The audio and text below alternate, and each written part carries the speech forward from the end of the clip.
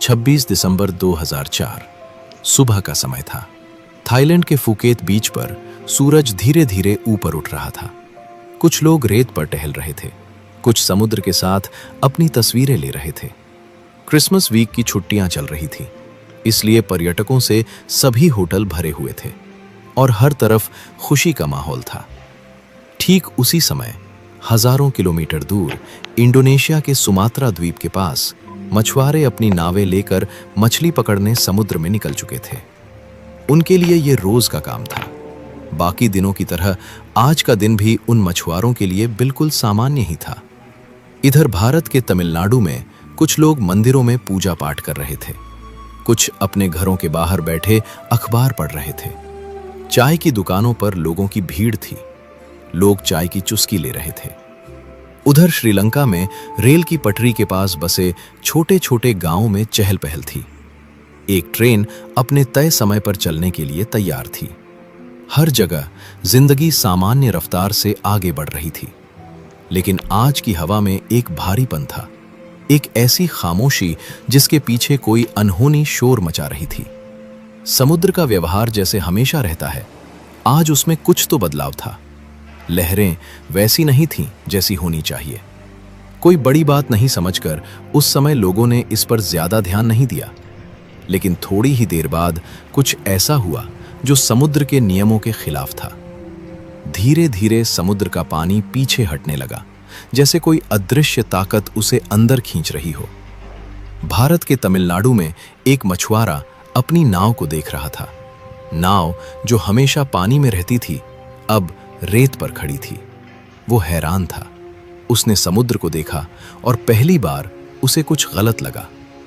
Thailand के एक बीच पर लोगों ने देखा कि समुद्र अचानक दूर चला गया है। जहां कुछ ही मिनट पहले पानी था, वहां अब सिर्फ गीली रेत दिखाई दे रही थी। कई तरह के समुद्री जीव जो आमतौर पर नजर नहीं आते, पानी के बिना तड़प रहे थे। लोग हैरान हो गए। उन्होंने ऐसा नजारा पहले कभी नहीं देखा था। बच्चे खुश हो रहे थे। उन्हें लग रहा था जैसे समुद्र अचानक से गायब हो रहा हो। कुछ लोग इस अनोखे दृश्य को कैमरे में कैद करने लगे, लेकिन कोई ये नहीं समझ पा रहा था कि ये एक वार्निंग थी, एक ऐसी चेतावनी जिसे प्रकृति अपने तरीके से लोगों को बता रही थी। इंडिया से हजारों किलोमीटर दूर इंडोनेशिया के सुमात्रा के पास समुद्र के नीचे कुछ ऐसा हो रहा था जो इंसानी समझ से कहीं बड़ा था। धरती की दो विशाल प्लेट्स सालों से एक दूसरे को धक्का दे रही थीं, और अब वो दबाव अपने चरम पर था। ऊपर दुनिया अपनी रोजमर्रा की जिंदगी में व्यस्त थी। नीचे धरती एक फैसले के करीब पहुंच चुकी थी। समुद्र का अचानक पीछे हटना असल में उस फैसले की पहली झलक थी, लेकिन इंसान उसे समझ नहीं पाया, क्योंकि जब खतरा बहुत बड़ा होता है तो वो अक्सर शुरुआत में बहुत शांत दिखता है। धीरे धीरे माहौल बदलने लगा। जानवर बेचैन होकर इधर उधर भागने लगे। कुत्ते समुद्र को देखकर भौंकने लगे।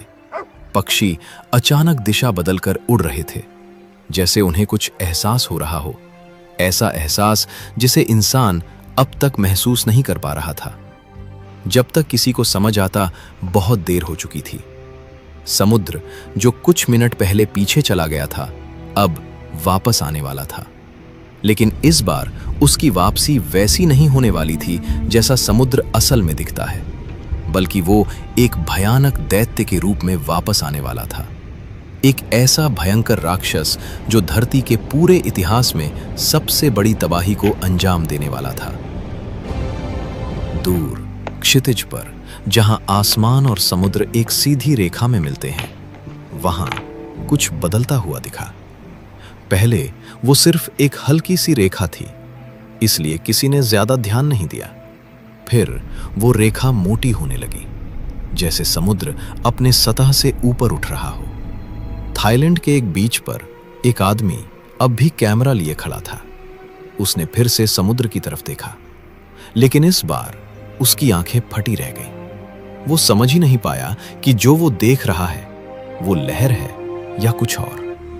वो समुद्र की एक सीधी उठती हुई दीवार थी जो ऊपर की तरफ उठती ही जा रही है। ये दृश्य वहां मौजूद अब बाकी लोगों ने भी देख लिया।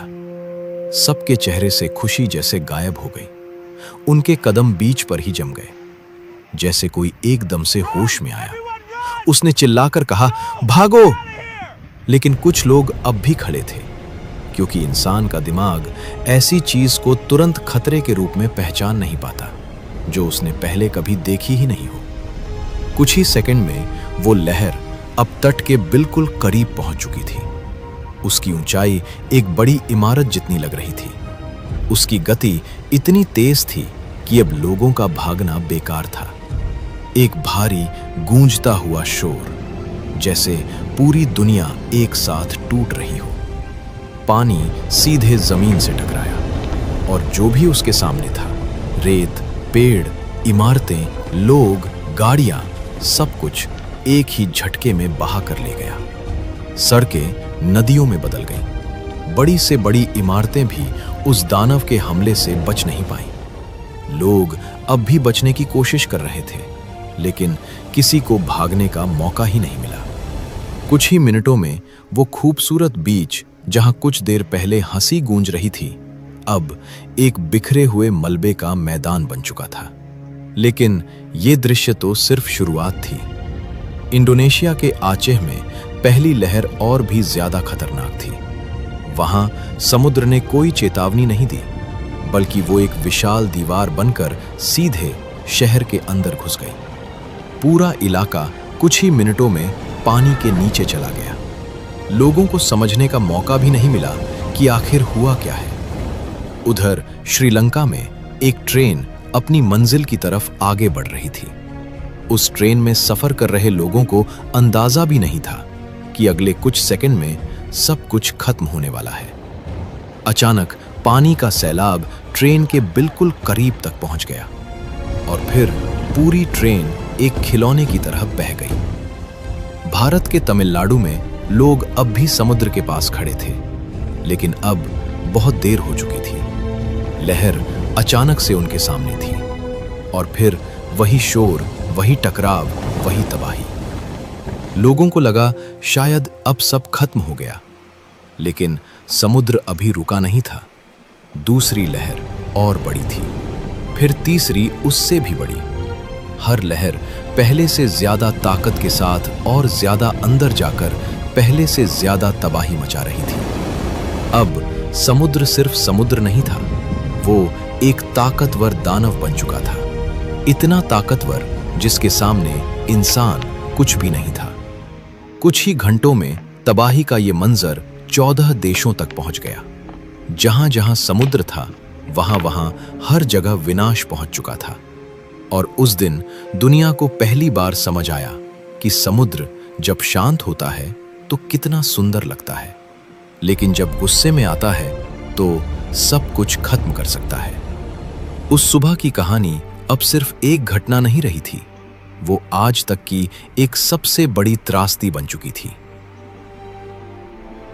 जब पानी धीरे धीरे वापस पीछे गया, तब वो अपने साथ सिर्फ चीजें नहीं ले गया, बल्कि वो अनगिनत लोगों की जिंदगियां भी बहा कर ले गया। इंडोनेशिया का आचे, जिसे अब शहर कहना गलत था, वो तो अब मलबे का एक अंतहीन ढेर बन चुका था और अपनी तबाही की कहानी खुद सुना रहा था। जहां कभी घर थे, वहां बस टूटी हुई दीवारें बची थीं। जहां सड़कें थीं, वहां कीचड़, लकड़ी और बिखरी हुई जिंदगियां पड़ी थीं। बचे हुए लोग उनके अपनों को ढूंढ रहे थे। कोई अपने बच्चे को ढूंढ रहा था, कोई अपने माता पिता को, कोई अपने घर को, और कुछ लोग तो अब भी ये समझने की कोशिश कर रहे थे कि अभी अभी अचानक से क्या हुआ। एक माँ कीचड़ से भरी सड़क पर नंगे पांव दौड़ रही थी। उसकी आवाज बार बार सिर्फ अपने बच्चे का नाम पुकार रही थी। वो हर चेहरे को देखती, उम्मीद और डर दोनों साथ लेकर। हर मलबे के पास रुकती, उसका दर्द उसके चेहरे से साफ झलक रहा था। श्रीलंका, वहां रेल की पटरी के पास लोग जमा थे। वही ट्रेन जो सुबह तक जिंदगी से भरी हुई थी, अब बिखरी हुई खामोशी बन चुकी थी। डिब्बे पटरी से उतरकर दूर पड़े थे, खिड़कियां टूटी हुई, सीटें उल्टी हुई, और वहीं समुद्र किनारे ऐसा सन्नाटा जो कानों में शोर मचा रही थी। किसी ने बताया, सब कुछ बस चंद सेकंड में ही हो गया। और सच भी यही था। कुछ ही सेकंड और लोगों की पूरी जिंदगी तहस नहस हो गई। भारत, तमिलनाडु, समुद्र किनारे बसे गांव अब सिर्फ नाम बनकर रह गए थे। सुबह जिन रास्तों पर लोग मंदिर जा रहे थे, अब उन्हीं रास्तों पर लोग अपनों को ढूंढ रहे थे। एक पिता हर तरफ जाकर एक ही सवाल पूछ रहा था, मेरी बेटी दिखी क्या? और हर बार उसे सिर्फ नाम में सिर हिलता दिखाई देता। अंडमान और निकोबार, वहां कुछ गांव ऐसे थे जो अब पूरी तरह गायब हो गए। नक्शे पर जरूर मौजूद थे, लेकिन जमीन पर कहीं दिखाई नहीं दे रहे थे। कई लोग पेड़ों पर चढ़कर अपनी जान बचाए, कुछ छतों पर रात भर बैठे रहे। कुछ ही घंटों में इंडोनेशिया, श्रीलंका, भारत, थाईलैंड, मालदीव के साथ साथ ये तबाही 14 देशों तक पहुंच चुकी थी। यहां तक कि अफ्रीका के तटों पर भी। समुद्र के लिए कोई सीमा नहीं थी। उसे फर्क नहीं पड़ा कि कौन क्या है। उस दिन सब उसके सामने बेबस थे। दुनिया के अलग अलग हिस्सों में मदद पहुंचनी शुरू हो चुकी थी। आसमान में हेलीकॉप्टर घूम रहे थे, समुद्र में राहत नौकाएं उतर चुकी थीं, एम्बुलेंस लगातार आ जा रही थीं। हर तरफ लोगों को बचाने की कोशिश चल रही थी। लेकिन कई जगहों पर शायद बहुत देर हो चुकी थी, क्योंकि वहां बचाने के लिए अब कुछ बचा ही नहीं था। लोग अपने हाथों में तस्वीरें लेकर इधर उधर भटक रहे थे। किसी की शादी की मुस्कुराती तस्वीर, किसी बच्चे की स्कूल ड्रेस वाली फोटो। बस एक ही उम्मीद, शायद इन्हें किसी ने कहीं देखा हो। राहत शिविरों में हजारों लोगों को रखा गया था और सभी चेहरों पर एक ही सवाल घूम रहा था, अब आगे क्या होगा? लेकिन प्रकृति कभी जवाब नहीं देती।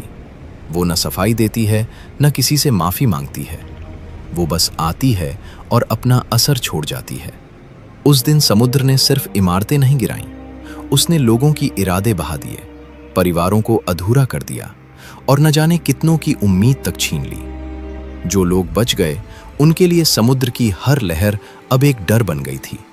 एक ऐसा डर जो जिंदगी भर अब उनका पीछा नहीं छोड़ने वाली थी। पानी भले ही लौट चुका था, लेकिन असली लड़ाई तो अब शुरू हुई थी, क्योंकि मौत से बच जाना कहानी का अंत नहीं होता। कई बार उसके बाद जीना सबसे कठिन हिस्सा बन जाता है। 2004 में इंडियन ओशन के आसपास वैसा सुनामी चेतावनी तंत्र नहीं था जैसा कि आज है। समुद्र के नीचे ऐसे सेंसर्स नहीं थे जो तुरंत खतरे को पकड़ सकें। तटीय शहरों में ऐसे अलार्म सिस्टम नहीं थे जो लोगों को कुछ मिनट पहले ही भागने का मौका दे सकें। लोगों ने समुद्र को पीछे जाते देखा, लेकिन उन्हें यह नहीं पता था कि यह समुद्र की एक चेतावनी है। अगर उन्हें सिर्फ इतना पता होता कि समुद्र का अचानक पीछे हटना एक खतरे का संकेत है, तो शायद बहुत सी जिंदगियों का अंत इस तरह से नहीं होता। इस हादसे ने पूरी दुनिया को सबक दिया। समुद्र सिर्फ सुंदर नहीं होता, वो बिना किसी इजाजत के इतिहास बदल सकता है। इस घटना के बाद Indian ocean tsunami warning system बनाया गया। समुद्र के नीचे पावरफुल सेंसर्स लगाए गए। भूकंप मापने वाली तकनीक और तेज की गई। सैटेलाइट नेटवर्क और मजबूत हुए। तटीय इलाकों में सायरन लगाए गए। इवैक्यूएशन रूट बनाए गए। लोगों को सिखाया गया, अगर समुद्र अचानक पीछे जाए तो तस्वीर मत लो, भागो।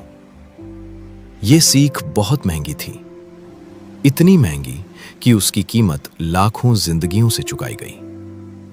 आज भी इंडोनेशिया, भारत, श्रीलंका, थाईलैंड, कई जगहों पर 26 दिसंबर सिर्फ एक तारीख नहीं है। ये एक स्मृति है, एक ऐसा दिन जिसे लोग कभी भुला नहीं पाएंगे। 2004 की सुनामी ने दुनिया को एक बहुत सच्ची बात सिखाई। प्रकृति हमारी दुश्मन नहीं है, लेकिन वो हमें कभी भी याद दिला सकती है कि असली ताकत किसके पास है।